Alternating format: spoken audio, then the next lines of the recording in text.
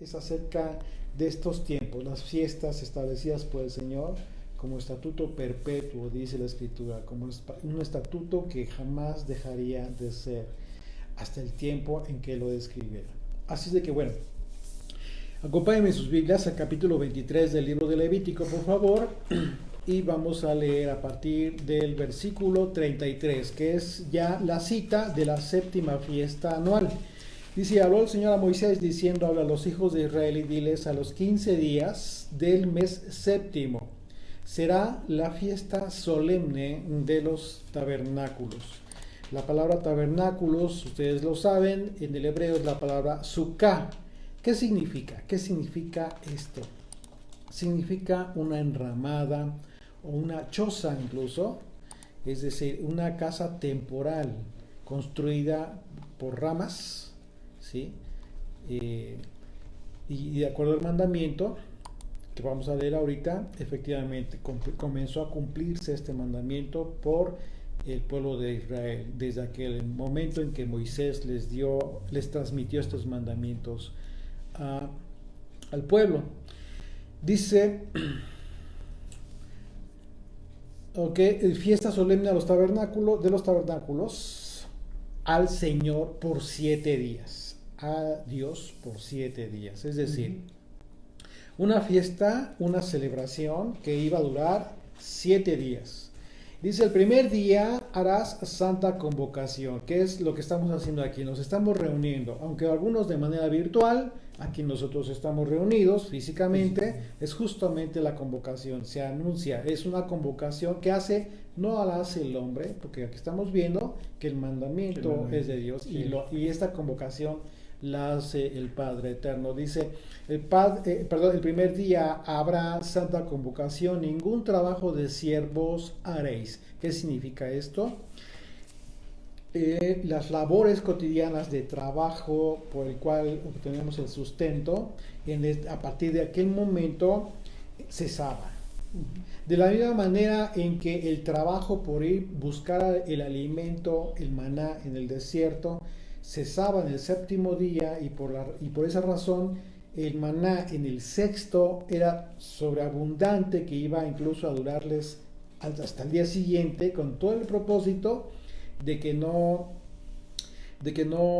salieran a buscar el maná. Es así como empieza el mandamiento para el día de reposo, y es así como el Señor comienza a disponer los días de reposo. Por eso dice: ningún trabajo de siervos haréis. No vas a ir a buscar el sustento. Dice, verso 36.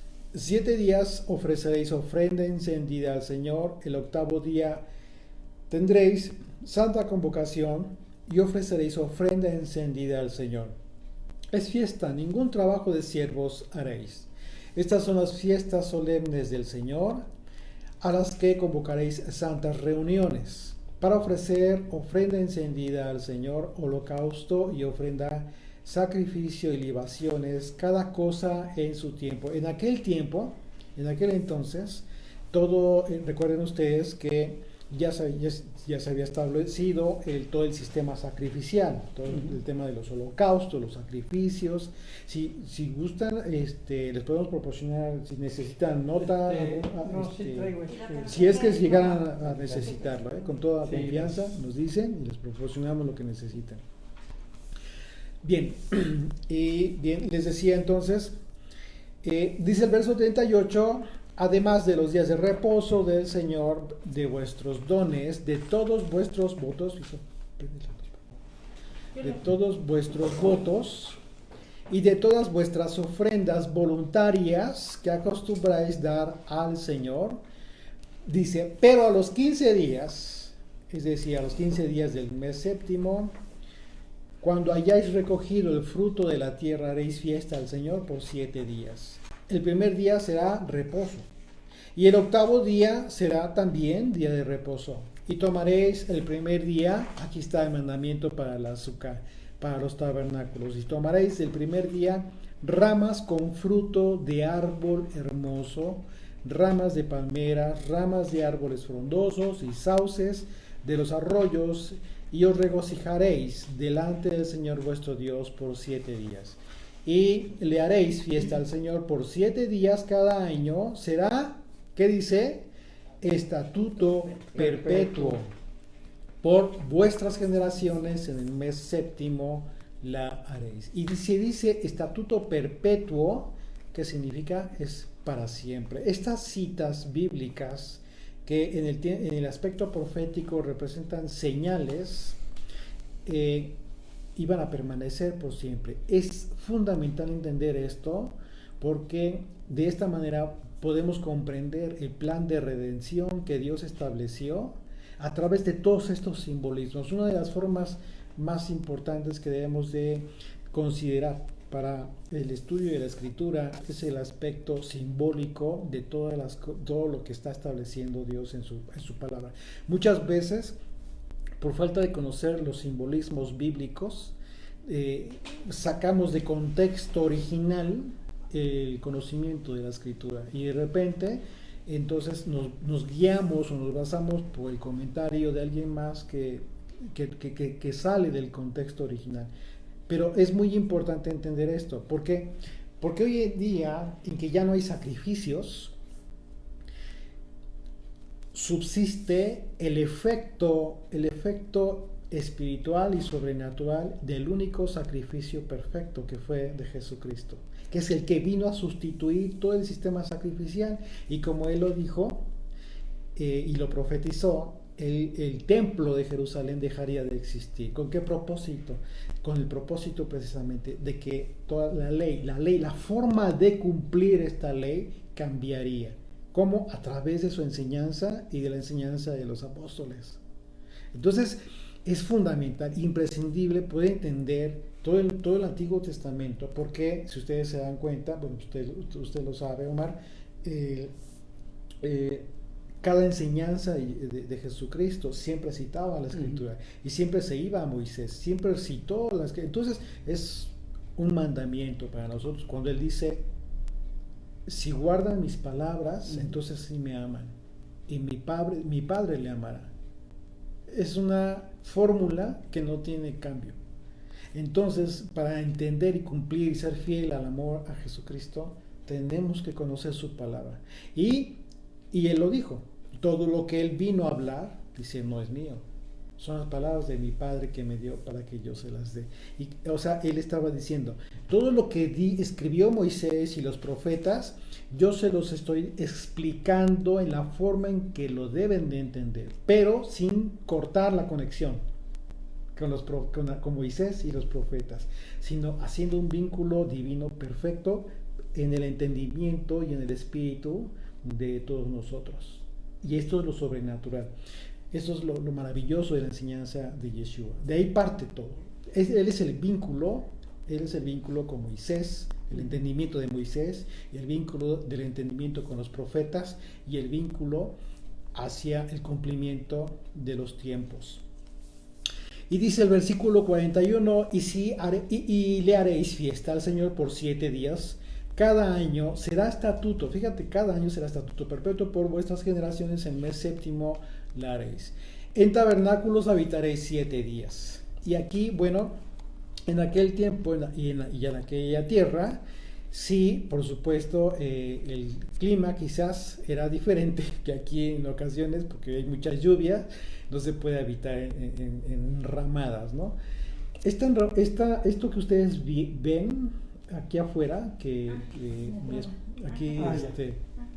mi esposa con mis hijos y construyó así de manera provisional, pues es precisamente una simbología relacionada con los tabernáculos. Tienen ramas, no está hecha totalmente de ramas, porque pues aquí no tenemos muchos árboles, pero por ahí les vamos a enseñar después unas fotografías que aquí los hermanos están compartiendo en sus casas, en donde hicieron su suká, hicieron unas enramadas. Es algo muy alegre, es algo muy, muy hermoso, que por supuesto que el Señor, al ver el corazón con que se hacen todas estas cosas, Él entiende que queremos agradarle a Él. Al final de cuentas, el propósito de todos nosotros es agradarle, pero bajo el propósito que Él estableció, no un propósito ajeno. Y esto es lo que nos diferencia a los verdaderos creyentes, a los fieles a su palabra. ¿Por qué? Porque de repente comenzamos a hacer cosas que nos enseñaron, quizás que se desvinculan de su palabra. Y es ahí donde debemos poner mucha atención para regresar al Padre, pero conforme a su voluntad. Ese es el propósito. Y dice, verso 43, para que sepan vuestros descendientes que en tabernáculos hice yo habitar a los hijos de Israel cuando los saqué de la tierra de Egipto, yo el Señor vuestro Dios. Así habló Moisés a los hijos de Israel sobre las fiestas solemnes al Señor, del Señor. Y bueno, entonces, resulta que, bueno, aquí no vemos especificados los sacrificios. Pero vamos a darnos cuenta, y es aquí donde lo que yo les comentaba, van a ver qué fascinante es la Escritura y cómo nos enseña el Señor acerca de algo que hoy en día ya no tiene práctica. Los sacrificios en los pues ya no hay templo, sí, obviamente ya no hay sacrificios, pero el Señor nos enseña que todo esto fue una enseñanza didáctica, es decir, tuvo un propósito espiritual, profético y simbólico para nuestros tiempos. Como lo dijo el apóstol Pablo, todas estas cosas se escribieron, todas aquellas cosas antiguas se escribieron para que nosotros estemos advertidos precisamente, estemos en el entendido de que tenemos una gran responsabilidad como creyentes en Yeshua. ¿Cuál responsabilidad? Conocer su palabra. Al momento que nosotros estamos entendiendo los simbolismos, que algunos son proféticos tal cual, pero otros podemos entenderlo mejor a través de un aspecto alegórico que muchas veces incluso Jesucristo utilizó en su enseñanza, y de esta manera entonces hacemos una conexión perfecta en todo este entendimiento. Dice, ahora acompáñenme a Números más adelante, por favor. Números capítulo 29, y vamos a ver esta cantidad de sacrificios impresionante que se lleva a cabo, que si tú lo lees sin el contexto, sin entender realmente por qué razón era tanto sacrificio, pues te va simple y sencillamente le das vuelta a la página, ya lo leíste, pero no se quedó contigo la comprensión que requieres para poder hacer conexión con la enseñanza de Yeshua y el anhelo en el corazón de Dios. Dice Números capítulo 29, a partir del verso 12, vamos a leer. Dice, si me ayudas a leer, hija, por favor. Sí. También a los 15 días del mes séptimo tendréis santa convocación. Ninguna obra de siervos haréis y celebraréis fiesta solemne al Señor por 7 días. Y ofreceréis en holocausto, en ofrenda encendida al Señor, en olor grato, 13 becerros de la vacada, 2 carneros y 14 corderos de 1 año han de ser sin defecto. Y las ofrendas de ellos, de flor de harina amasada con aceite, 3 décimas de efa con cada uno de los 13 becerros, 2 décimas cada uno de los 2 carneros, y cada uno de los 14 corderos 1 décima. Y un macho cabrío por expiación, además del holocausto continuo, su ofrenda y su libación. El segundo día, 12 becerros de la vacada. Permítame, aquí estamos, vamos a tomar nota que está describiendo los sacrificios por cada día de la fiesta de los tabernáculos, que recuerden se celebraba por 7 días, y el octavo día también es día de reposo.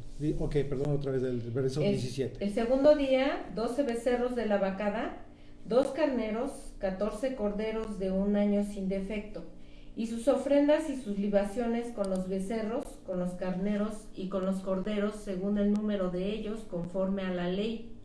Y un macho cabrío por expiación, además del holocausto continuo, y su ofrenda y su libación.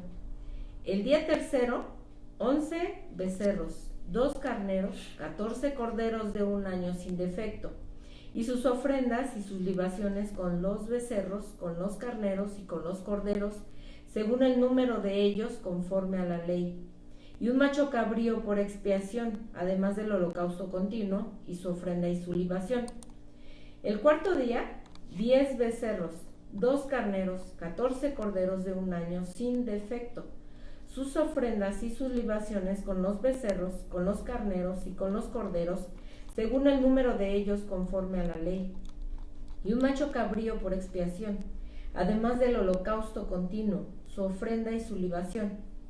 El quinto día, 9 becerros, 2 carneros, 14 corderos de un año sin defecto, y sus ofrendas y sus libaciones con los becerros, con los carneros y con los corderos, según el número de ellos conforme a la ley, y un macho cabrío por expiación, además del holocausto continuo y su ofrenda y su libación. Permítame tantito. Si nos damos cuenta, está describiendo el primer día, segundo día, tercer día, pero el número de los sacrificios va descendiendo.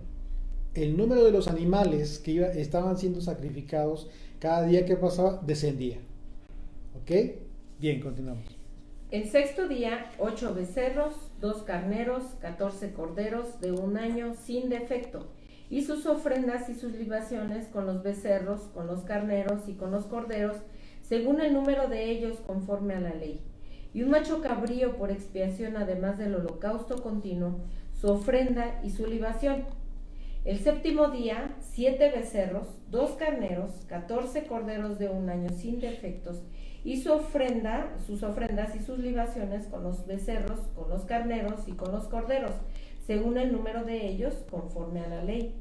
Y un macho cabrío por expiación, además del holocausto continuo con su ofrenda y su libación. El octavo día tendréis solemnidad, ninguna obra de siervos haréis, y ofreceréis en holocausto, en ofrenda encendida de olor grato al Señor, un becerro, un carnero, 7 corderos de un año sin defecto, sus ofrendas y sus libaciones con el becerro, con el carnero y con los corderos, según el número de ellos, conforme a la ley. Y un macho cabrío por expiación, además del holocausto continuo con su ofrenda y su libación. Estas cosas ofreceréis al Señor en vuestras fiestas solemnes, además de vuestros votos y de vuestras ofrendas voluntarias, para vuestros holocaustos y para vuestras ofrendas y para vuestras libaciones y para vuestras ofrendas de paz. Okay. Bien, pues bueno, si nos damos cuenta, esta es una de las, de hecho en ninguna otra festividad bíblica se sacrificaban tantos animales como en esta ocasión, en el templo de Jerusalén, y la escritura describe un total de 70 novillos a lo largo de 7 días. 70 días. Y aquí viene lo importante, aquí viene el aspecto simbólico. El número de 70 animales sacrificados, mientras que en el octavo día solamente se sacrificaba ya un animal, un novillo. Que es el día de la gran fiesta. El octavo día ya era el día de reposo, ya el día solemne, el día más importante con el que se concluía la fiesta, y se sacrificaba solamente un animal. Bueno, aquí se ha interpretado en relación a la escritura también, como en base a aspectos de la escritura, que estos 70 novillos que se sacrificaban podrían representar sacrificios hechos por parte del pueblo de Israel, pero ofrecidos a Dios en beneficio de las naciones del mundo. ¿Por qué? Ahorita vamos a ver por qué. Porque esto, como una enseñanza didáctica en su momento, Israel tendría que hacer, de acuerdo al mandamiento de Dios, tendría que hacer luz a las naciones del mundo. Solamente que aquí hubo un pequeño detalle. Ustedes saben que la escritura describe que el pueblo se pervirtió, fue rebelde, el Señor lo castigó, etcétera, etcétera, etcétera.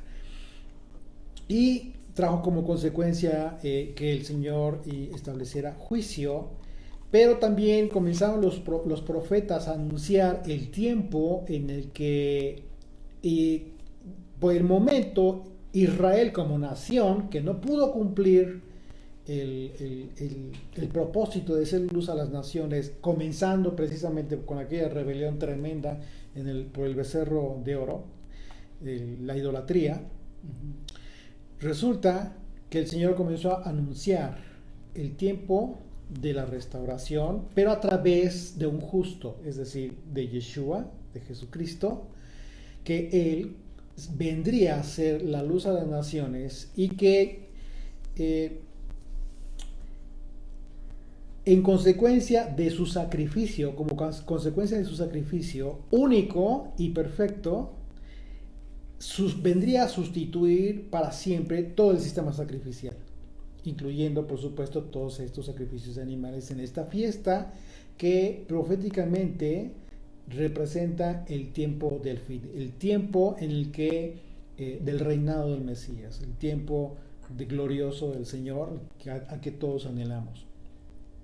Y todo sacrificio ofrecido en aquel momento en favor de las naciones, ¿sí?, en cada ocasión de esta fiesta, para que en Yeshua, en Jesucristo, todo el que cree tenga vida eterna. La razón de esta interpretación que se ha dado a esos sacrificios se relaciona con el número de personas de la familia de Israel. Y recuerden que a Jacob, ¿sí?, el patriarca Jacob, se le cambió el nombre. Aquella vez cuando en Peniel luchó con el ángel y el Señor y le pedía que lo bendijera. Entonces el Señor le pregunta, ¿cuál es tu nombre? Jacob. ¿Jacob qué significa? ¿Ustedes recuerdan qué significa Jacob? ¿Sí? ¿El que qué? El que usurpa, ¿no? ¿Sí? El que toma por cuenta propia, el que hace las cosas en la carne, por sí mismo, por su propio esfuerzo. Pero dice, ya no te llamarás Jacob. Entonces, está hablando del simbolismo del nombre. Aquí vemos una vez más qué importantes son conocer los nombres y la implicación en el propósito divino de la vida de los personajes bíblicos. Dice, entonces ya no te llamarás Jacob. Ya, a partir de ahora ya no vas a hacer las cosas en tu propio esfuerzo, en tu propia carne. Ahora te vas a llamar Israel, porque has luchado con Dios y has vencido. Wow. Entonces, a partir de ese momento, surge una transformación en la mente de Jacob y efectivamente comienza a hacer las cosas de forma diferente. Dios lo bendice y de él descienden, ¿quiénes? Las 12 tribus de Israel. Las 12 tribus de Israel. El pueblo de Israel que en su conjunto vendrían a tener un propósito divino, como ya lo veníamos mencionando.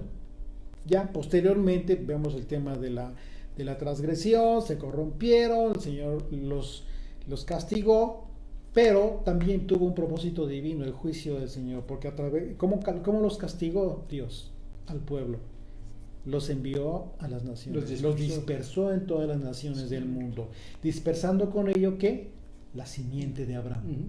Y esa es la razón por la cual hoy en día entendemos que tenemos una identidad con Israel, porque a partir de Jesucristo, el Israel de Dios ya no tiene nada que ver con linaje, como lo dijo Pablo, ya no tiene que ver con sangre, con descendientes, preocupándose porque si viene, de qué tribu eres, eso ya no sirve, ya no tiene que ver nada con eso. Jesucristo le dijo a aquella mujer que estaba en aquel pozo sacando aguas, ¿qué fue lo que le dijo? Cuando le decía a la mujer, sabemos que es profeta, etcétera, etcétera, el Señor le dijo, llegará el momento y que no se adorará en Jerusalén o en Jericín, hablando de montes, hablando de poderes, hablando de lugares establecidos por unos y por otros en un momento dado como el lugar exclusivo para adorar a Dios, no, sino que Dios está buscando adoradores en espíritu y en verdad. Amén. Entre todas las naciones del mundo. Entonces, si vamos viendo toda la enseñanza de Jesucristo, nos conecta perfectamente con todo este plan de redención. Y entonces, dice, ahora acompáñenme a Génesis capítulo 46, por favor.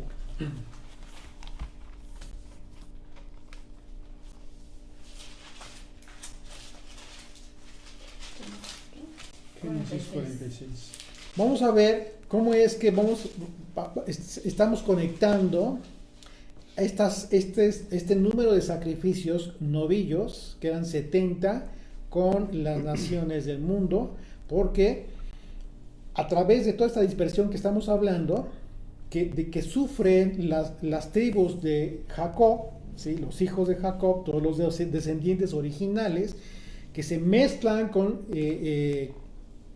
simiente de extranjeros. Entonces,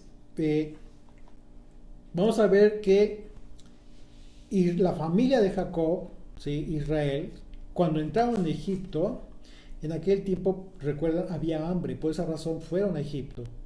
Porque José, como una analogía de Jesucristo, los salva, les dice, aquí hay comida, vengan. Y efectivamente llega Jacob con toda la familia.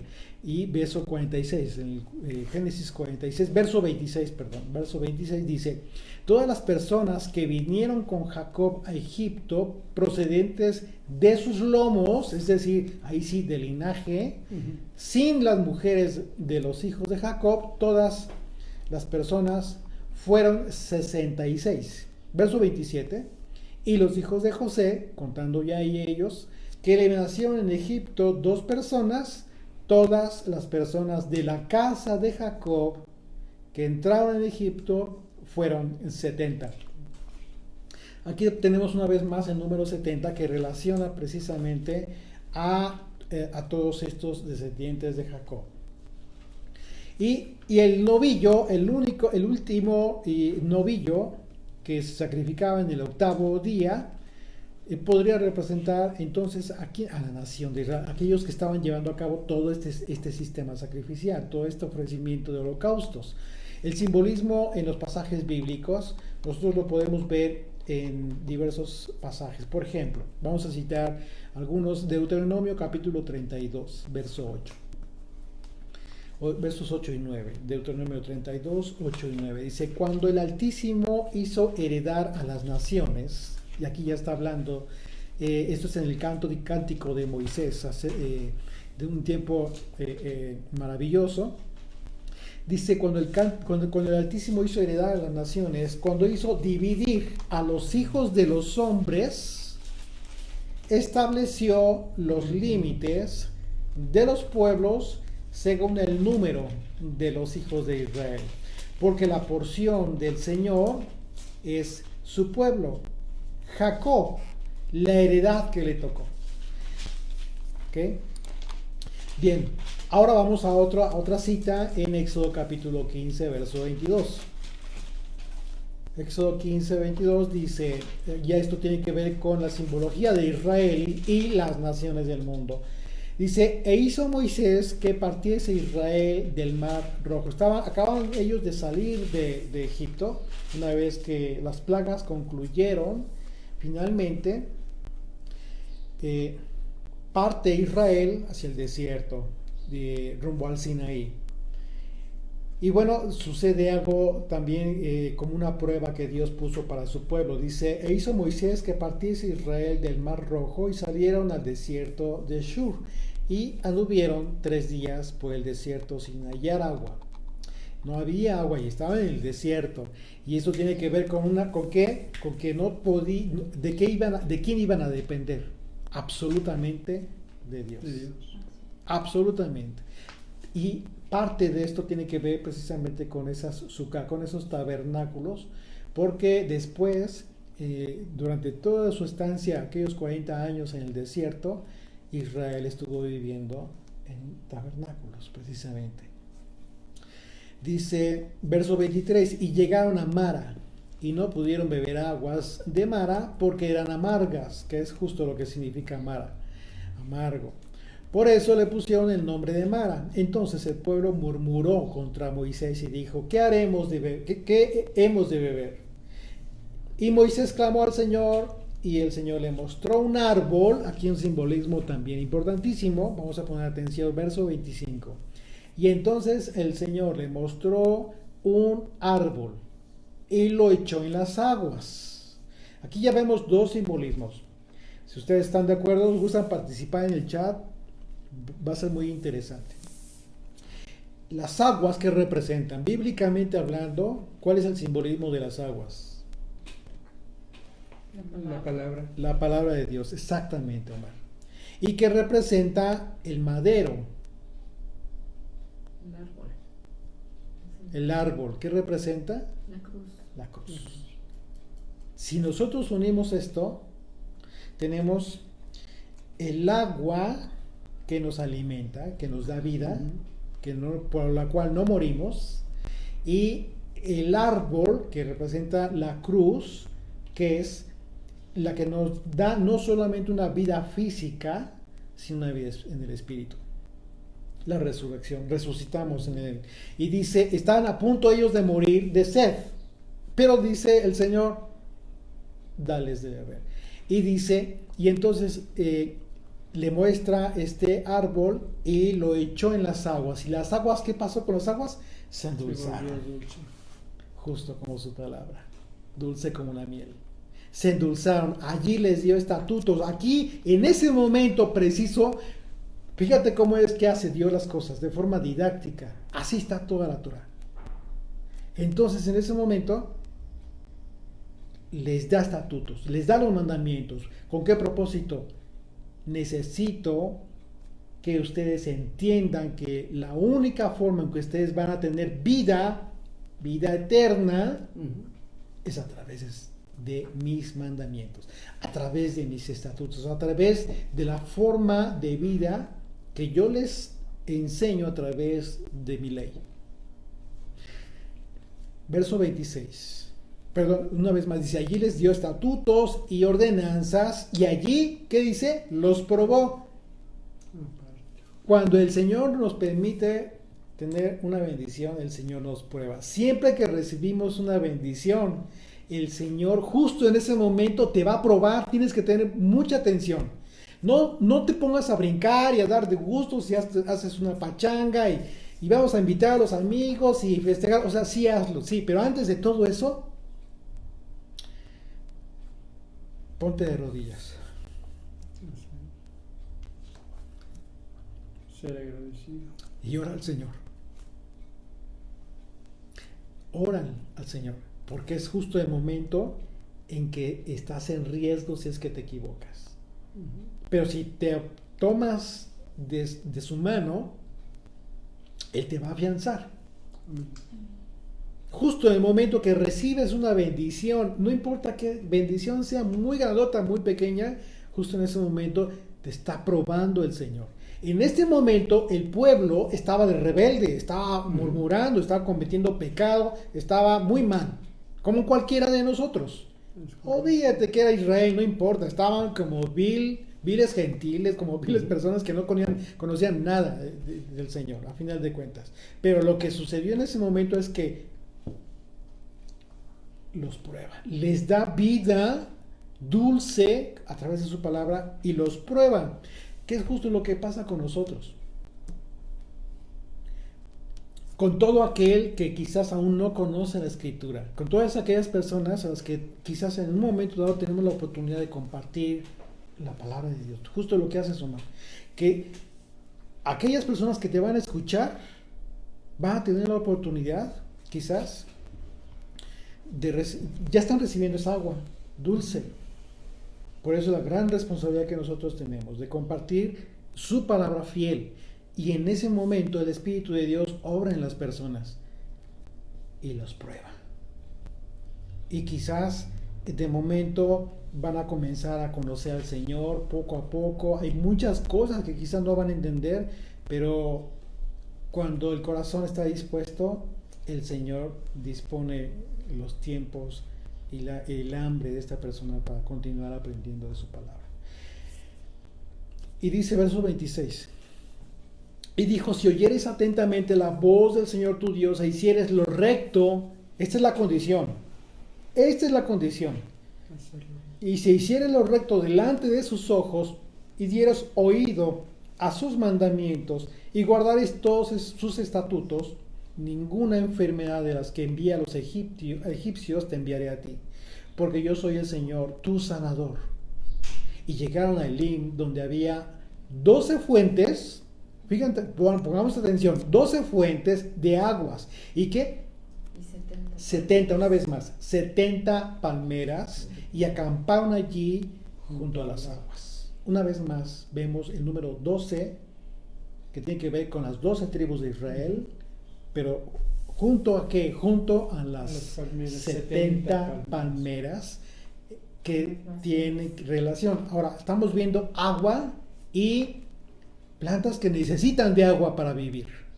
¿Ya estás conectando? ¿Estás conectando? ¿Sí? Lo que hizo Israel, que en su momento vino a ser sustituido con la bendición de Jesucristo, y el mundo, que representa a las naciones, pero el vínculo es su palabra. Es su palabra. Entonces las 12 fuentes representan estas 12 tribus de Israel, mientras que las 70 palmeras, proféticamente hablando, podrían representar 70 personas que ingresarían, hablando para ese tiempo, proféticamente, ya el tiempo de José, entrarían a Egipto para ser salvos, para no morir.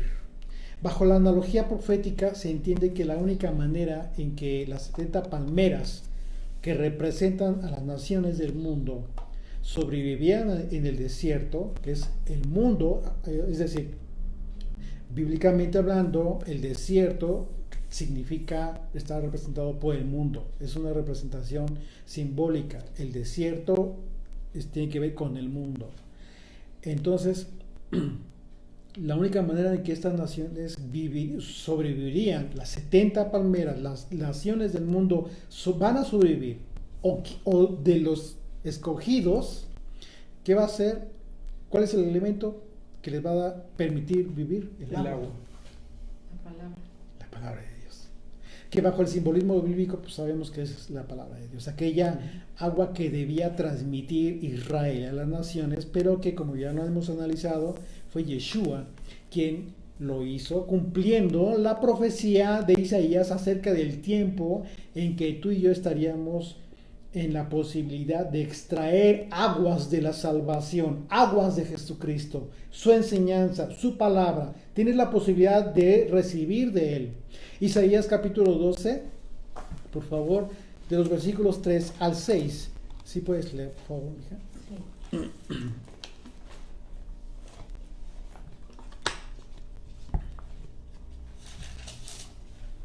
Dice: sacaréis con gozo aguas de las fuentes de la salvación, y diréis en aquel día: cantad al Señor, aclamad su nombre, haced célebres en los pueblos sus obras, recordad que su nombre es engrandecido, cantad salmos al Señor, porque ha hecho cosas magníficas. Sea sabido esto por toda la tierra. Regocíjate y canta, oh moradora de Sión, porque grande es en medio de ti el Santo de Israel. Así es, estamos viendo cómo es que la profecía, simbólicamente hablando, en el lenguaje poético de la profecía, describe claramente estas aguas, y con la posibilidad de que Israel extraiga del pozo de la salvación. Así es, dice Virginia Lechuga: además las palmeras no se mueven fácilmente bajo circunstancias difíciles. Así es. Eso es cierto, son súper resistentes las palmeras, así es. Así es de que la profecía por la que los dispersos de Israel, que guardan el pacto, ¿sí?, una vez que ya entendieron en qué consiste el pacto y de dónde nace, en todo el mundo, estos dispersos están siendo reunidos en uno. Y de esta manera está siendo cumplida esta profecía por el Hijo de Dios, por Jesucristo. Ahora acompáñenme más adelante al capítulo 56 de Isaías. Y vamos a ver cómo es que el profeta está hablando de el motivo de esta unión que está haciendo Yeshua, o que haría en su momento Yeshua, respecto de aquellos que, al ser extranjeros y los hijos y que ya fueron descendencias de los originales dispersos de Israel, pues simplemente perdieron su identidad y viven como extranjeros. ¿Ok? Tú podrías venir de la tribu de Judá, pero ya no puedes, ya no importa eso. Por esa razón la Escritura, y junto con la enseñanza del apóstol Pablo, habla de este tema precisamente. Ya no hay judío ni griego. Ya no es por linaje. El Señor ya no ve ese aspecto. ¿Por qué? Porque hizo todas las cosas nuevas a partir de Jesucristo. Dice Isaías 56 a partir del verso 6. Dice: y a los hijos de los extranjeros que sigan al Señor para servirle. ¿De qué manera le servimos al Señor? A través de nuestra obediencia. El servicio primordial que todo hijo de Dios tiene y que quiere realmente cumplir para con Dios es la obediencia a su palabra. Ese es el mejor y primordial servicio. De nada sirve que queramos hacer muchas cosas pretendiendo servir a Dios, quizás ayudando a muchas otras personas, pero que estamos ignorando su palabra, o que quizás estamos, sin darnos cuenta, quizás ya nos conformamos con lo que sabemos y no hemos profundizado en su palabra a fin de buscar cada día más la fidelidad a su palabra. Y esto es muy importante. Dice: y a los hijos de los extranjeros que sigan al Señor para servirle y que amen el nombre del Señor para ser sus siervos, a todos los que guarden el día de reposo para no profanarlo y abracen mi pacto. Fíjate que siempre pone condiciones el Señor en sus promesas. No hay una promesa que haya hecho el Señor sin haber puesto una condición.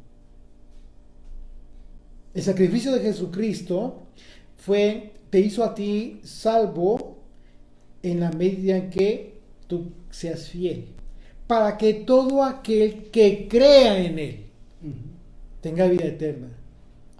Entonces hay una condición. Por supuesto que sí.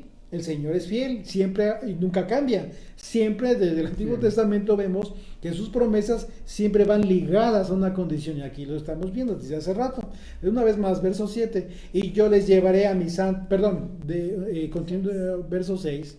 Dice de la mitad: a todos los que guarden el de reposo para no profanarlo y abracen mi pacto.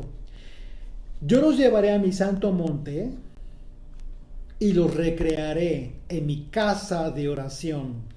Sus holocaustos y sus sacrificios serán aceptos sobre mi altar, porque mi casa será llamada casa de oración. ¿Para qué? Para todos los pueblos. Amén. Ok. Amén. Entonces el profeta está hablando de un tiempo más allá del tiempo del templo de Jerusalén. Está hablando del tiempo de la Jerusalén celestial, el tiempo del tabernáculo celestial que descenderá del cielo.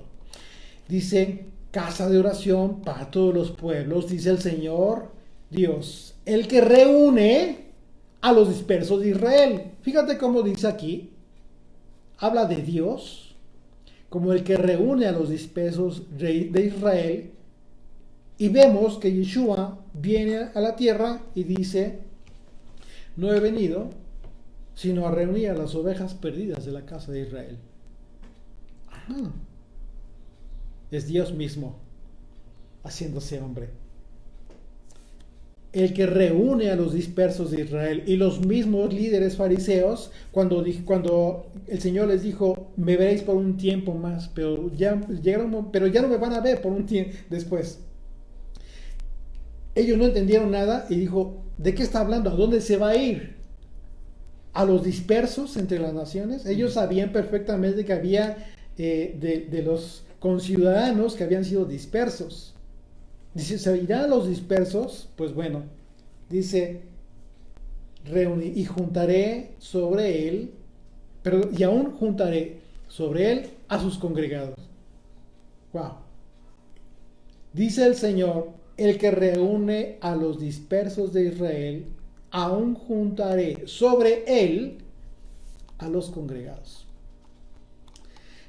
Así es que la casa, el templo de oración para todas las naciones, justo ese es donde en aquel tiempo pues se llevan a cabo todos aquellos sacrificios. Pero el profeta ya está hablando de un tiempo muy posterior. Ahora acompáñenme para ver el contexto. Acompáñenme a Segunda de Crónicas, capítulo 6, por favor.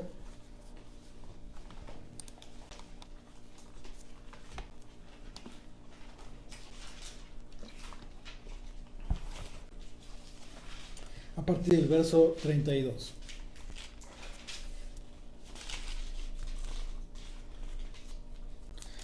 Dice, y también al extranjero que no fuere de tu pueblo. Está hablando aquí, esta es una oración que está haciendo Salomón. Ustedes recordarán cuando Salomón consagró el templo en Jerusalén. Fue un tiempo maravilloso, hermoso, en el que Salomón está consagrando el templo y antes de hacer esta oración, levanta sus manos, se pone de rodillas y comienza a orar a Dios y dice, bueno, es una oración muy larga, pero dice el verso 32, y también al extranjero, está pidiendo Salomón por el extranjero.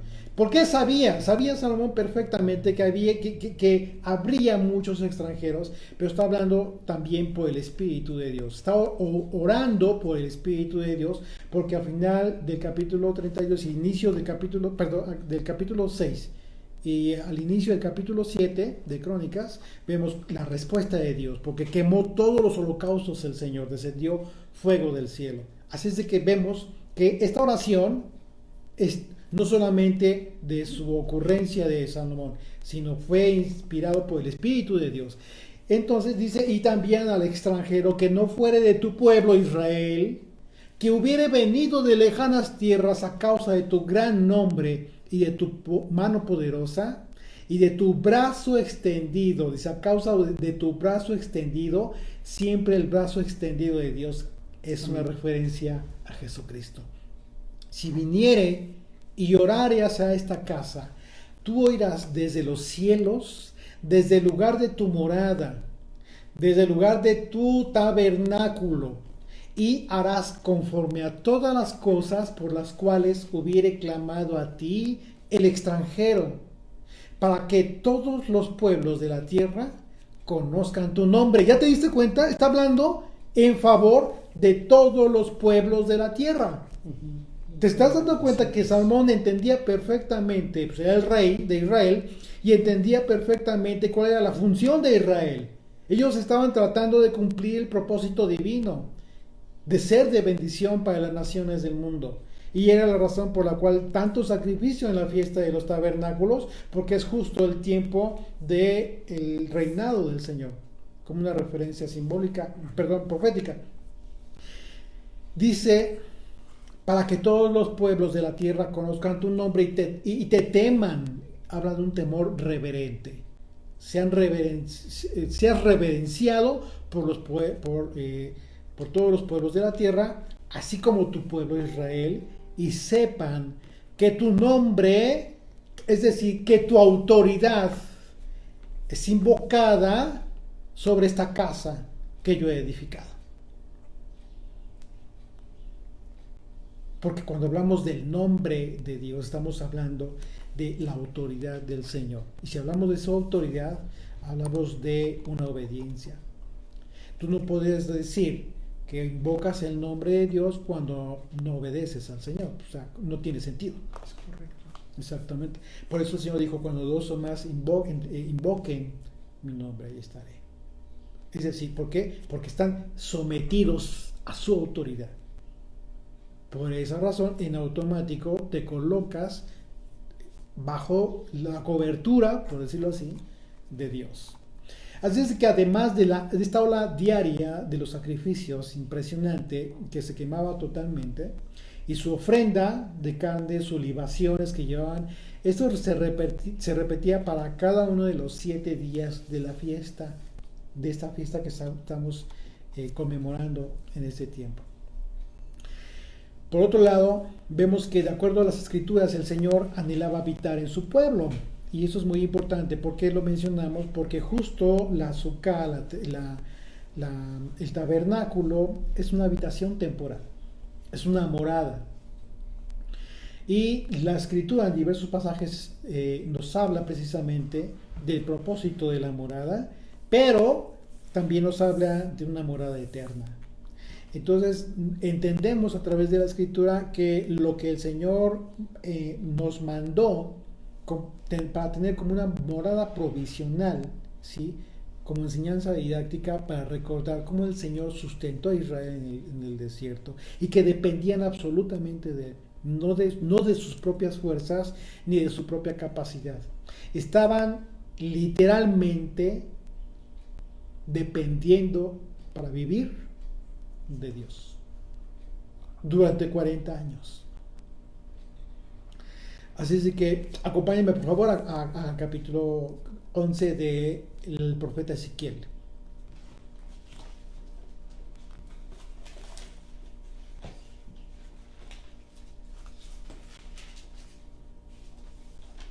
Y vamos a ver cómo es que, a pesar de la dispersión que el Señor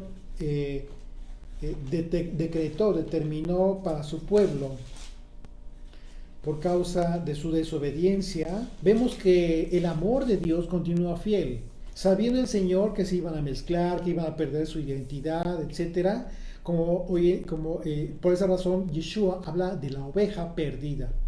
¿Por qué? Porque hoy en día, bueno, para el tiempo de Yeshua, aquellos originales que fueron dispersados pues ya no existían, simplemente ya existían sus descendencias.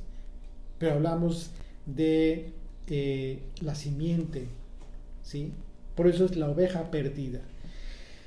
Dice Ezequiel capítulo 11, a partir del verso 11, vamos a ver cómo es que el Señor continúa cumpliendo hoy en día en su corazón este anhelo. A través, y es anunciado precisamente por el profeta Ezequiel. Dice el verso 14, a partir del 14 en adelante, dice: y vino a mí palabra del Señor diciendo: hijo de hombre, tus hermanos, los hombres de tu parentesco, y toda la casa de Israel, todas ellas son aquellos a quienes dijeron los moradores de Jerusalén: alejaos del Señor, a nosotros es dada la tierra en posesión. Por tanto, di: así ha dicho el Señor Dios, aunque les he arrojado lejos entre las naciones y les he esparcido por las tierras, con todo esto les seré un pequeño santuario. Es decir, la palabra, pues ya lo hemos visto, ya lo hemos analizado, la palabra santuario en el hebreo tiene que ver precisamente con un tabernáculo, ¿sí? En las tierras donde lleguen. Es decir, el Señor decretó la dispersión de Israel e iban a llegar a tierras lejanas y ajenas. Pero ahí, en ese lugar, dice: aunque les he arrojado lejos entre las naciones y les he esparcido por las tierras, con todo eso les seré un pequeño santuario en las tierras donde lleguen. Di por tanto, así ha dicho el Señor Dios: yo os recogeré, y aquí viene la promesa, yo los recogeré de los pueblos y os congregaré de las tierras en las cuales estáis esparcidos, y os daré la tierra de Israel, y volverán allá y quitarán de ella todas sus idolatrías y toda su abominación. La pregunta es: ¿ya se quitaron todas las idolatrías de Israel? Claro que no. Siguen el pueblo judío hoy en día continúa con la idolatría. Ahí mismo en Jerusalén hay un montón de iglesias católicas en donde hay un montón de idolatría, etcétera, etcétera. O sea, ¿ya se cumplió esto? No, todavía no se cumple. Y todas sus abominaciones, dice el verso 19: y les daré un corazón y un espíritu nuevo, pondré dentro de ellos. Aquí está el cumplimiento del nuevo pacto a través de Yeshua. Y quitaré el corazón de piedra de en medio de su carne, y les daré un corazón de carne. Es decir, está hablando de un aspecto sobrenatural, por medio del cual el hombre en su discernimiento iba a cambiar. Ya no vas a entender la escritura de forma literal, como lo estaban cumpliendo el liderazgo judío en el tiempo de Yeshua, que decían: a la mujer adúltera vamos a apedrearla, sí, vamos a apedrearla y a darle duro, y que se muera. Yeshua les enseñó: no transgredió la ley de Moisés, no cambió la ley. Yeshua ¿qué fue lo que les dijo? Cumplan la ley. Esté libre de pecado, que aviente la primera. Exactamente. Pero el que esté libre de pecado, aviente la primera piedra. Entonces, ¿qué pasó? ¿Cambió la ley? No. Yeshua no dijo, no cumplan la ley de Moisés, no. Solo que aprendan a cumplir la ley de Moisés entonces, como debe ser. Y como ese ejemplo vemos todo, bueno, los cuatro evangelios con una enseñanza magistral de Yeshua acerca de cómo debemos cumplir la ley del Señor. Dándonos un nuevo corazón y un nuevo espíritu. Exactamente. Y eso hace una transformación en tu mente, una forma de vida, que es como precisamente hace sentido tu fe. Porque de otra manera, si lo tienes nada más acá y no lo practicas, no lo llevas a cabo, no vives de esa manera, no tiene ningún No estamos sentido. hablando de lo mismo. Exactamente, no estamos hablando de lo mismo, tienes razón. Entonces dice, verso 19, y les daré un corazón y un espíritu nuevo, pondré dentro de ellos, esto es el nuevo nacimiento. Por favor, ayúdame a leer capítulo 3 de Juan. Solo para hacer una conexión de esta profecía con la enseñanza que Yeshua le dio a Nicodemo, aquel líder religioso que sí creyó en Yeshua. Él sí creyó, él vio las señales y efectivamente estaba predestinado para recibir la enseñanza del Mesías. Dice, fíjate, voy a volver a leer el verso 18. Dice, y volverán allá y quitará de allá todas sus idolatrías y todas sus abominaciones. Les daré un corazón y un espíritu nuevo. Pondré dentro de ellos y quitaré el corazón de piedra en medio de su carne y les daré un corazón de carne. Estamos hablando del nuevo nacimiento. Ok, dice otra vez, ahora sí, por favor. Había un hombre de los fariseos que se llamaba Nicodemo, un principal entre los judíos. Este vino a Yeshua de noche y le dijo, Rabí, sabemos que has venido de Dios como maestro, porque nadie puede hacer estas señales que tú haces si no está Dios con él. Respondió Yeshua y le dijo, de cierto te digo que el que no naciere de nuevo no puede ver el reino de Dios. Nicodemo le dijo, ¿cómo puede un hombre nacer siendo viejo? ¿Puede acaso entrar por segunda vez en el vientre de su madre y nacer? Respondió Yeshua, de cierto te digo, que el que no naciere de agua y del Espíritu... Aquí una pausa. ¿Te estás dando cuenta que Yeshua está citando los simbolismos bíblicos desde Moisés, desde la Torá, desde la ley?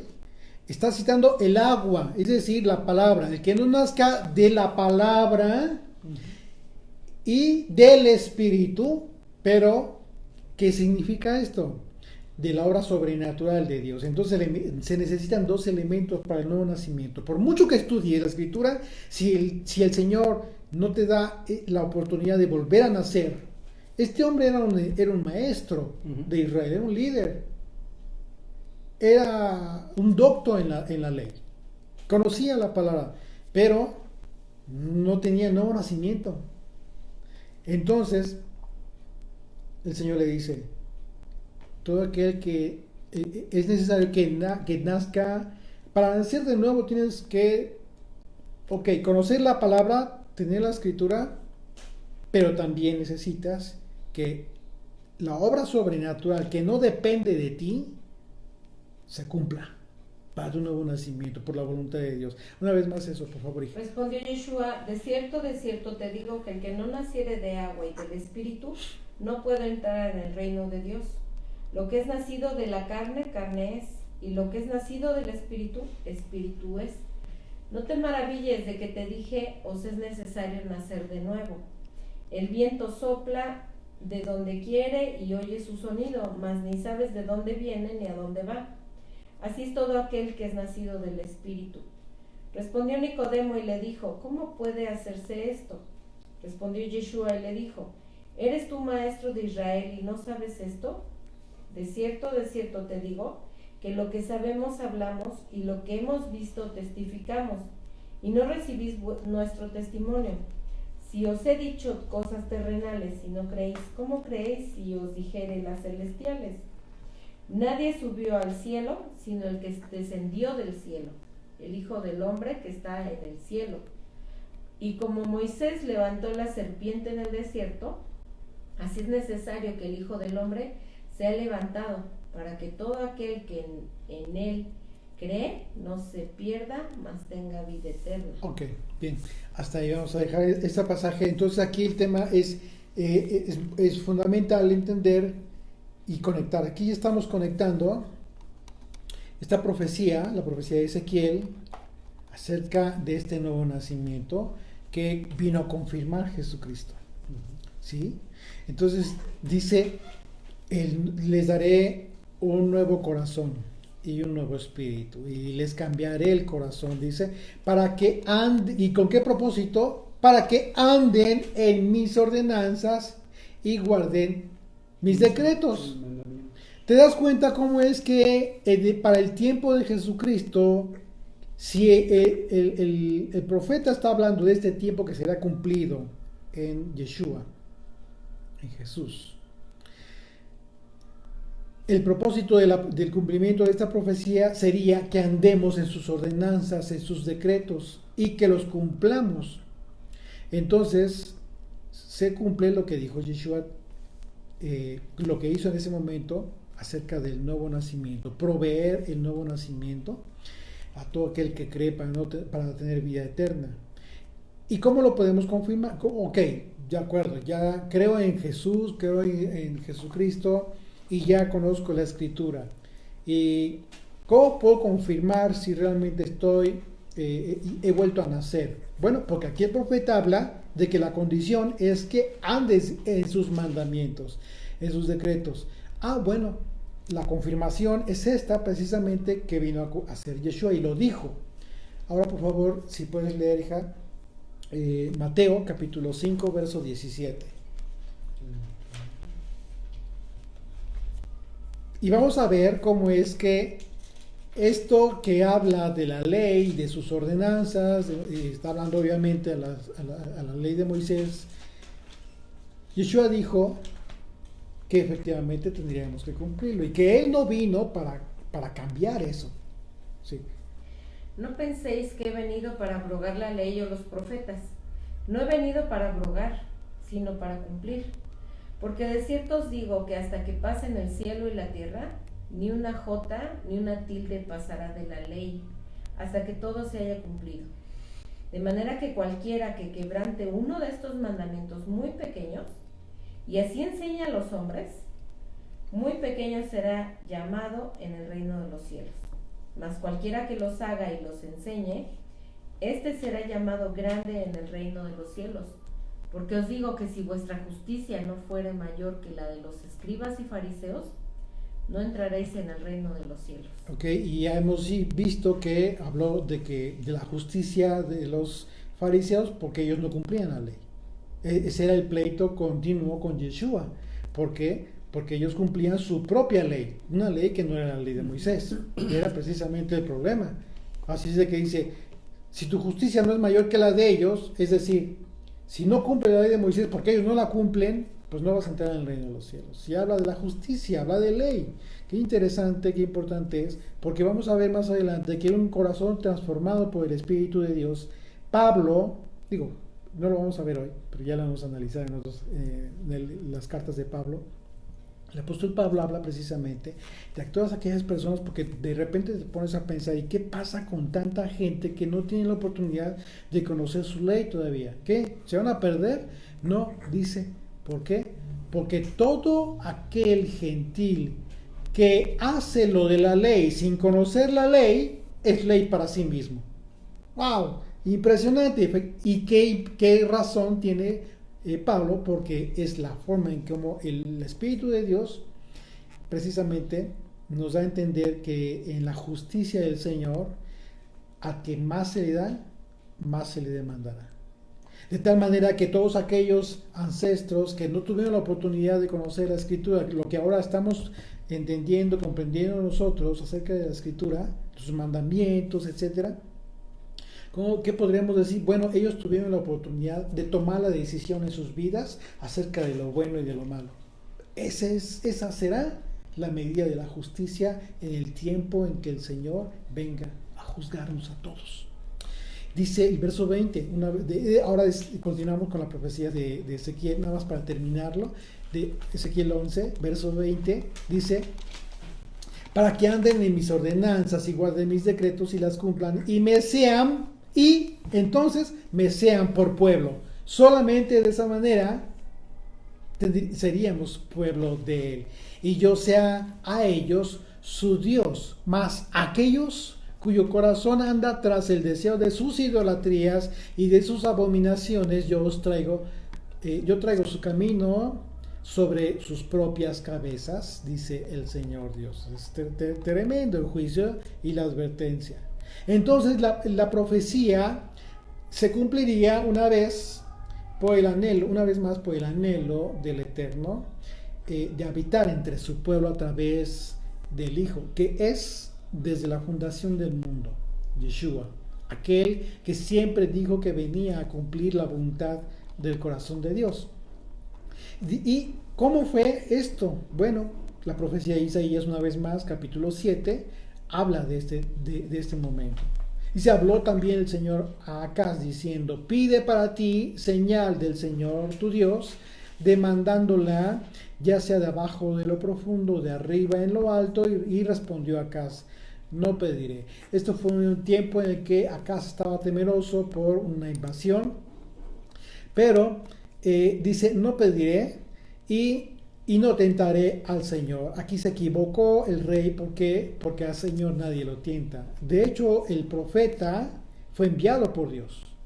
Así es de que no podría el profeta decirle: tienta al Señor. Pues claro que no. Simplemente fue una actitud de soberbia, de orgullo quizás, que no quiso pedir señal. Entonces dijo Isaías, verso 13: oíd ahora, casa de David. Es decir, el pueblo judío que estaba ya en peligro, ¿no? Dice: os es poco el ser molestos a los hombres, sino que también lo seáis a mi Dios. Por tanto, el Señor mismo os dará señal. He aquí que la Virgen concebirá y dará a luz un hijo y llamará su nombre Emmanuel. Y la palabra hebrea para Emmanuel es Immanuel. ¿Qué significa Emmanuel? Dios con nosotros. Exactamente. Está Dios con nosotros. Así de que ya estamos conectando todos estos pasajes, ¿sí?, el tabernáculo, ¿sí?, con lo que representa el cuerpo, nuestro cuerpo, como una morada para el Espíritu de Dios, ¿sí?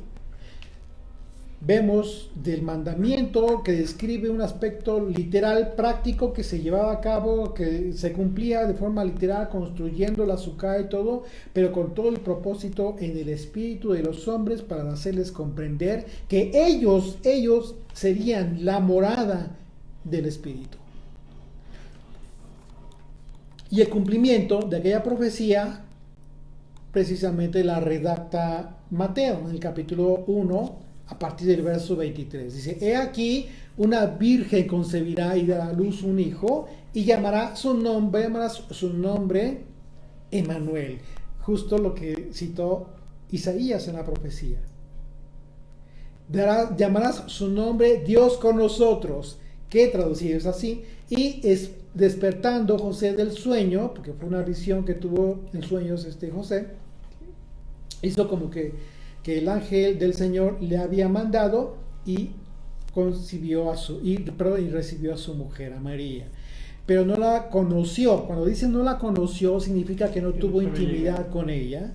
Fue muy respetuoso José, porque sabía que el fruto de su vientre era santo, era del Espíritu de Dios, hasta que dio a luz a su hijo primogénito y le puso por nombre Yeshua, es decir, salvación.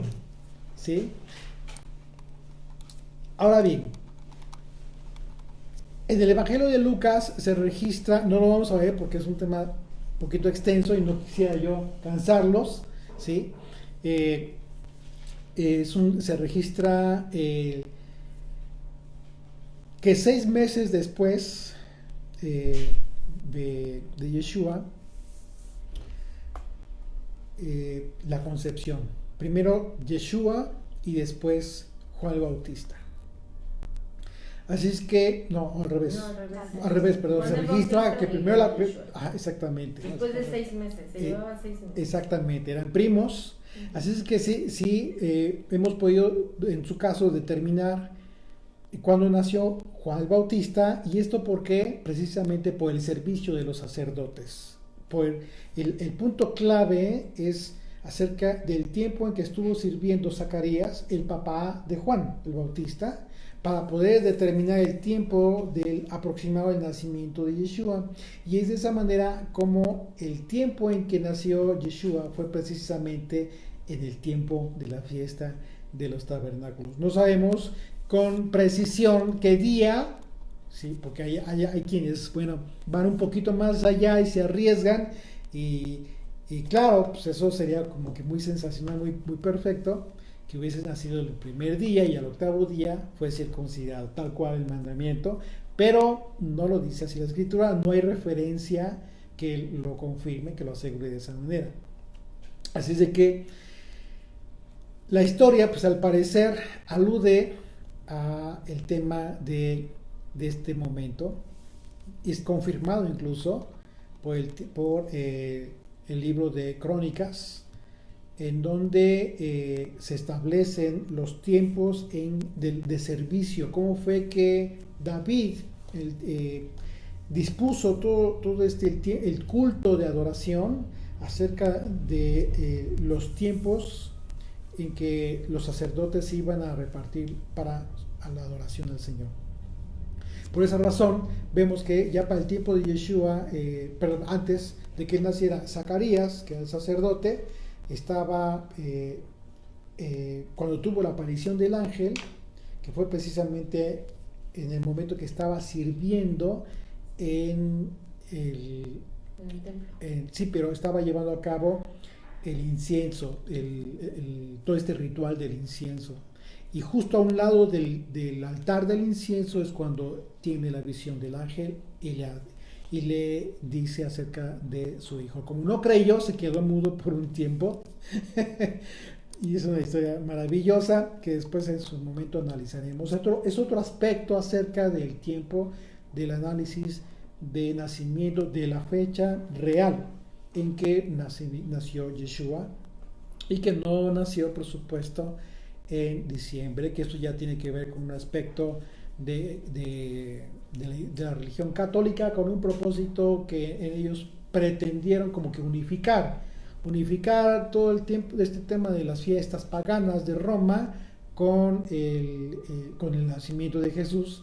Y ellos, aquí tenemos el resultado de algo que se pretendió quizás con una buena intención, pero fuera o desconectado de la forma en que Dios estableció que se hiciera. Ellos en sus propias formas, en sus propias fuerzas, en sus propios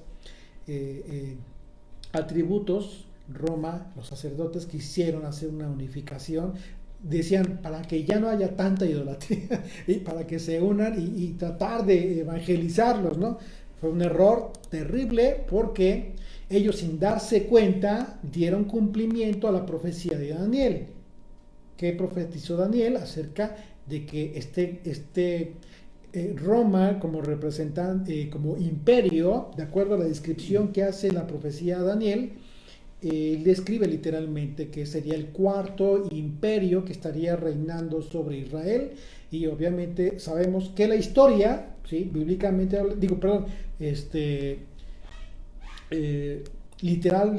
literalmente hablando, la historia describe que el cuarto imperio que conquistó a Israel fue Roma. Y con ello viene, por supuesto, el nacimiento de la Iglesia Católica. Y entonces dice Daniel, y cambiará los tiempos. Y hay versiones en la traducción que dice, que se hace, que dice que cambiará las fiestas y los días, algo así dice. Muy literal. Por esa razón, ellos enseñan distinto, ya comenzaron a enseñar, y es que la Iglesia, ya posteriormente, la Iglesia protestante, que se separa de la Iglesia Católica Romana, pues aunque se separa, trae vestigios de toda aquellos dogmas de enseñanza, de la cual pues, poco a poco hemos ido saliendo, poco a poquito, a fin de recuperar, ¿verdad?, lo verdadero, lo que es original, lo que en el corazón de Dios siempre ha querido que nosotros cumplamos. Así es de que este es el tema relacionado con la fiesta de tabernáculos. Y es muy interesante, por supuesto, les decía, no vamos a ver ese tema hoy. Pero vamos a ver que no solamente fue la Iglesia Católica, ya para terminar, no solamente fue la Iglesia Católica la que llevó a cabo esto, ¿sí?, un desvío del contexto original del propósito divino, sino que también el propio pueblo judío que no creyó en el Hijo de Dios, en su momento tuvieron todo el propósito de separar a aquellos que sí eran creyentes en Jesucristo. O sea, entre el propio pueblo judío había una división. Los creyentes originales de Yeshua fueron judíos. Pues en Israel había puro judío y muchísimos creyeron.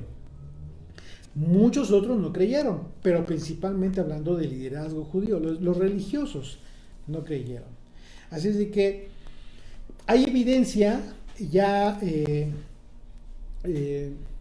que, por supuesto, documentada, de que se crearon leyendas,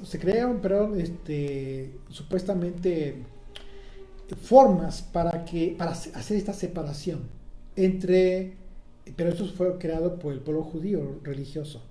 Separar a los que estaban creyendo en Yeshua de los que no creían.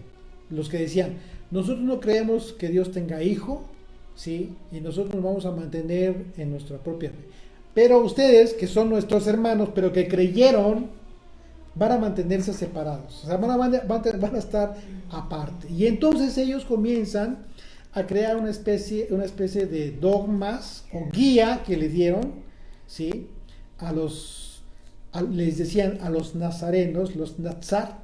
¿Por qué?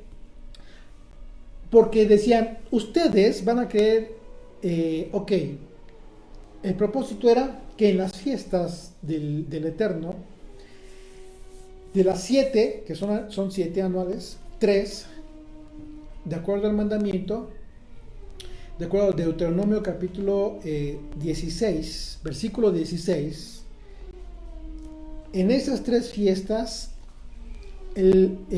todo judío, todo israelita, del pueblo de Israel, debía presentarse en el templo de Jerusalén. Dice, debía presentarse delante del Señor. ¿Cuáles son estas 3 fiestas? De las 7 eran 3 nada más. ¿Cuáles? Panes sin levadura, Pentecostés y tabernáculos. Eran fiestas de procesión en donde se reunían todos ahí en el templo de Jerusalén. Entonces dice, vamos a hacer una diferencia para que no sigamos unidos en esto. Fíjate a qué grado llegaron. Lo que hicieron ellos es que esto nace de una leyenda que no está confirmada, pero que hace mucho sentido. Esta leyenda que está documentada bibliográficamente hablando, tiene información extra bíblica acerca de algunas cosas que se hicieron en contra de estos seguidores de Yeshua. Los judíos que creyeron que Yeshua es el Hijo de Dios estaban tratando de ser separados del pueblo judío que no creían en el Hijo de Dios.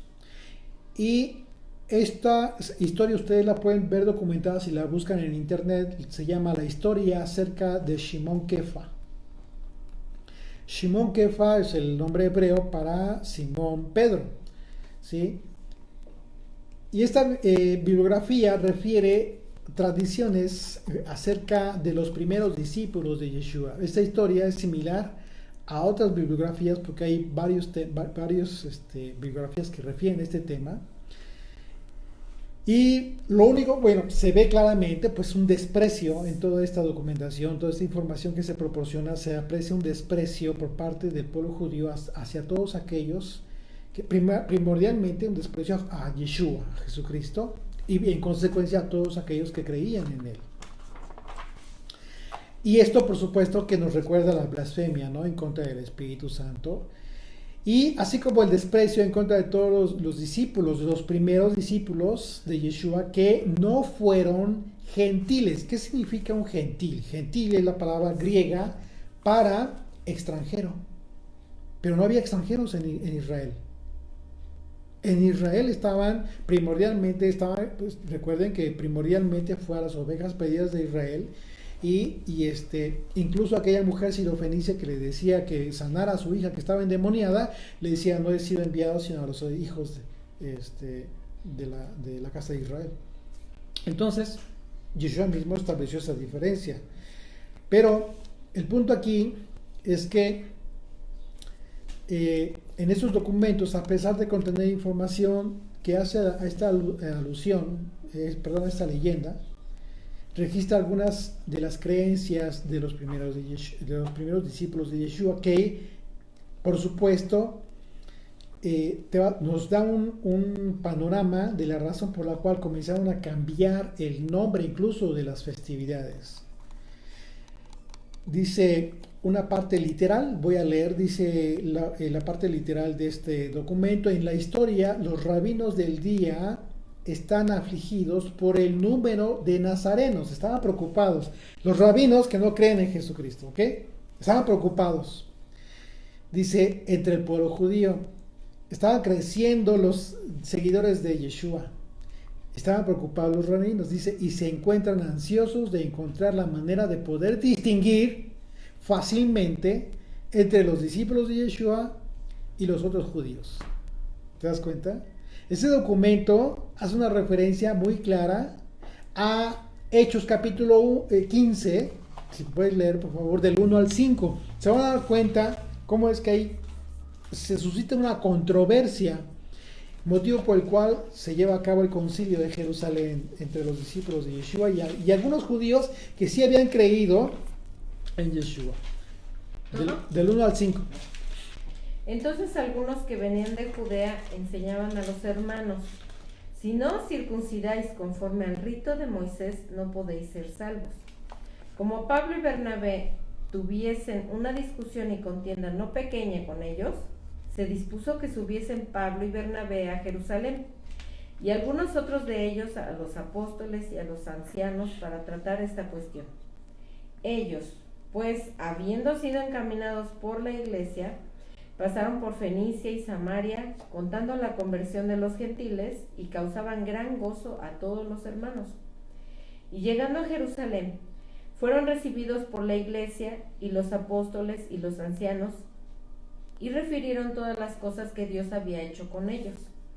Pero algunos de la secta de los fariseos que habían creído se levantaron diciendo: es necesario circuncidarlos y mandarles que guarden la ley de Moisés.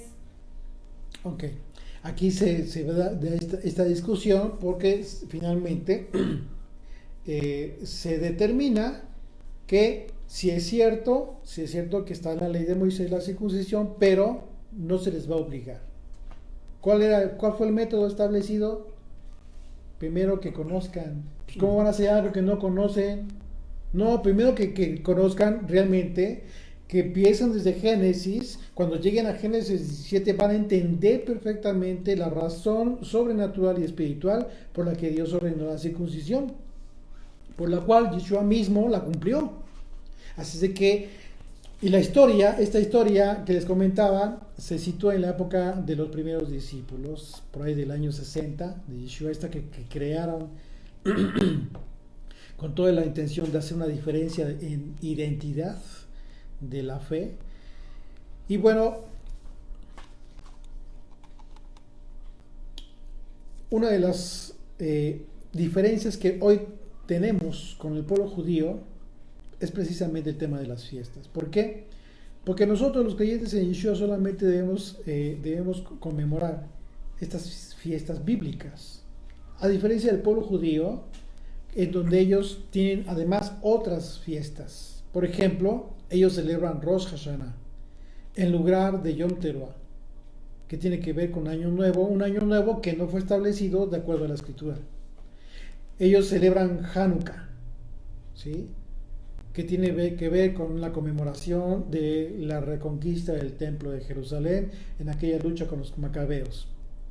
Un aspecto histórico que tiene que ver más bien con una terrible matanza de los de los levitas a cargo de estos que se apoderaron del templo, los propios judíos matando a los levitas. Imagínate qué terrible, pero ellos celebran una fiesta. Purim, una fiesta de disfraces que tiene más que ver con un carnaval que absolutamente nada que ver con el Señor. Bar Mitzvah, que tiene que ver precisamente con la consagración de los varones a partir de los 12 años, 12, 13 años. 13, creo. Y que finalmente pues son aspectos que no tienen absolutamente nada que ver con la fe de los de los creyentes en Yeshua. Y el propósito de ellos, en aquel tiempo de estos rabinos, era separar al resto de los creyentes de los judíos, ¿sí? De los creyentes en Yeshua.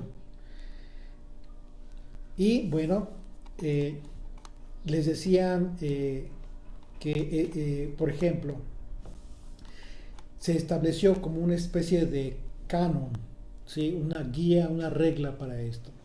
Y les dice, se estableció como un dogma por parte del liderazgo judío y les dijo a aquellos creyentes en Yeshua lo siguiente. Les voy a leer esto que viene en esta bibliografía, literal. Dice, ustedes ya no celebrarán panes sin levadura.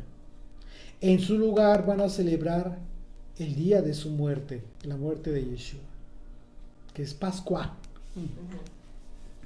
Y en lugar de la festividad de Shavuot semanas para Pentecostés, van a celebrar los 40 días desde su ejecución, desde su crucifixión, hasta su ascensión al firmamento. O sea, no les quisieron quitar la idea de que ascendió al cielo, Yeshua, pero nosotros no creemos en eso, sigan creyendo en eso, pero vamos a cambiar el nombre de las fiestas y la identidad. Dice, y en lugar de la festividad de Sukkot, o sea, tabernáculos, ustedes celebrarán el día de su nacimiento. Ellos en su propia idea o propósito de separarlos, les dijeron, sigan creyendo en el Hijo de Dios, el Hijo de Dios, en quien dicen ustedes que es el Hijo de Dios, que nació en Sukkot, entonces celebren su nacimiento. Pero la Biblia no dice eso, no dice que celebramos el nacimiento de Yeshua, ni él mismo lo dijo. Cosa curiosa. Entonces, tabernáculos, ¿de qué nos sirve a nosotros saber que Yeshua nació en esta época, en una época de tabernáculos? Simple y sencillamente, tú puedes conectar aspectos alegóricos con la Escritura, aspectos incluso proféticos con la Escritura, simbólicos, pero no de adoración, no tiene que formar parte de tu fe, porque la Escritura por ningún lado dice que tengas que celebrar el nacimiento de Jesucristo, el nacimiento del Hijo de Dios. Más bien tienes que celebrar como el evento más importante de tu vida, su muerte y resurrección. Eso es lo que tiene que ver con tu fe. En tabernáculos, ¿qué tienes que celebrar? Tabernáculos, no el nacimiento de Jesucristo. Pero también por otro lado te sirve ¿para qué? Para quitarte la idea equivocada acerca de esta, porque así como la Iglesia Católica y también los liderazgos judíos cambiaron nombres y cambiaron fechas, pues también cambiaron el nacimiento de Yeshua. Y esa fue una estrategia que emplearon los obispos católicos con todo el propósito de unir, ¿no? al paganismo. ¿Por qué? Porque el paganismo de aquella época en Roma tenía mucho que ver, estaba muy ligado al tema del nacimiento de dioses, ¿sí? Entonces dice, bueno, vamos a hacer que celebren el nacimiento de Jesucristo.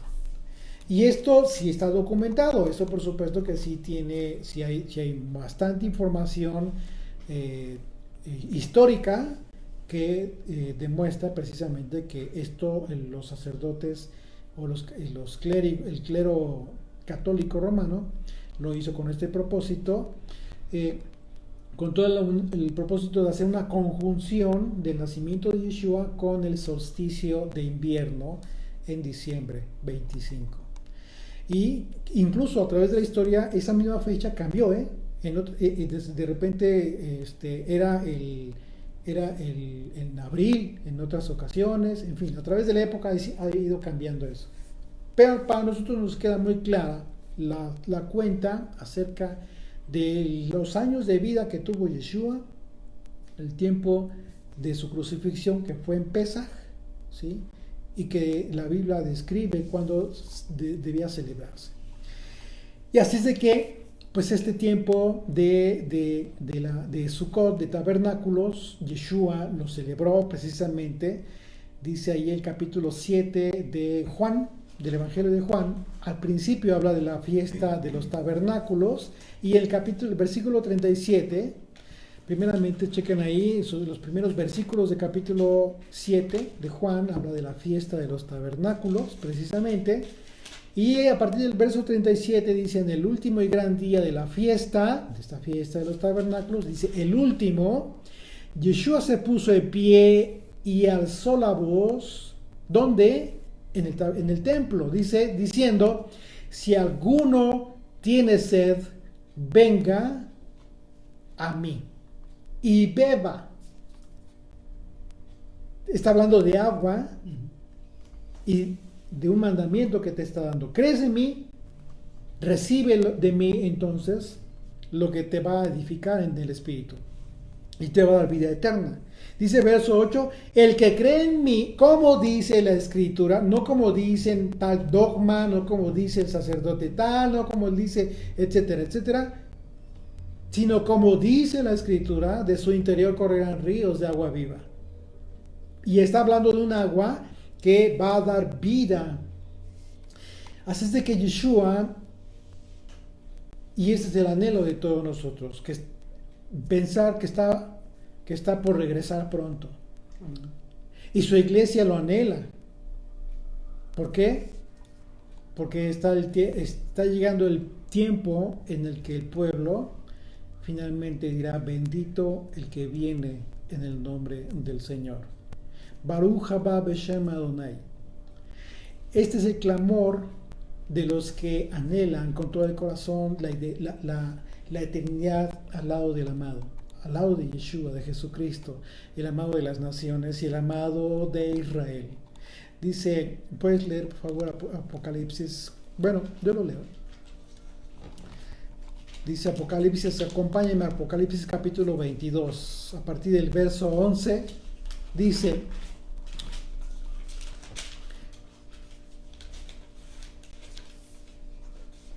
como una regla acerca de los tiempos del fin, y para que tengamos paz todos, porque como bien lo decía Fabi hace un momento, justo lo que debemos de hacer es hablar su palabra para que sea sembrada su semilla y que sea el Espíritu de Dios, que sea el Señor y no nosotros el que haga la obra. Y en ese sentido tú tienes la posibilidad y también el mandamiento de hablarle a muchos, a todos aquellos que quizás no le conozcan o quizás están renuentes a escuchar de su palabra. Dice: el que es justo sea injusto todavía, el Señor no lo va a detener. Y el que es inmundo sea inmundo todavía, y el que es justo practique la justicia todavía, y el que es santo santifíquese todavía. He aquí yo vengo pronto, y mi galardón conmigo, para recompensar a cada uno según sea su obra. Yo soy el alfa y la omega. Yo soy el principio y el fin. Está hablando el Señor. El principio y el fin, el primero y el último. Bienaventurados los que lavan sus ropas, y una vez más, agua que limpia. ¿Y cuáles son esas ropas? acciones justas. Las acciones justas, los mandamientos, lavan sus ropas, con lo que te viste de santidad son sus mandamientos, para tener derecho a ¿qué? Al árbol de la vida. Está hablando de la vida eterna, y para entrar en las puertas, por las puertas en la ciudad. Más los perros, es decir, una referencia a aquellos que no quisieron escuchar, estaban afuera. Y los hechiceros, y los fornicarios, los homicidas, los idólatras, y todo aquel que ama y hace mentira. Yo, Yeshua, he enviado mi ángel para daros testimonio de estas cosas en las iglesias. Yo soy la raíz del linaje de David, la estrella resplandeciente de la mañana, y el espíritu y la esposa dicen, ven. Y el que oye, diga, ven. Y el que tiene sed, venga, y el que quiera, tome del agua de la vida gratuitamente. Yo testifico a todo aquel que oye las palabras de la profecía de este libro. Si alguno añadiere a estas cosas, ¿de qué peligroso? Dios traerá sobre él las plagas que están escritas en este libro. Y si alguno quitare de las palabras de este libro, de esta profecía, Dios quitará su parte del libro de la vida y de la santa ciudad, de las cosas que están escritas en este libro. El que da testimonio de estas cosas dice, ciertamente vengo en breve. Amén. Sí, ven, Señor Yeshua. La gracia de nuestro Señor Jesucristo sea con todos vosotros. Amén. Amén.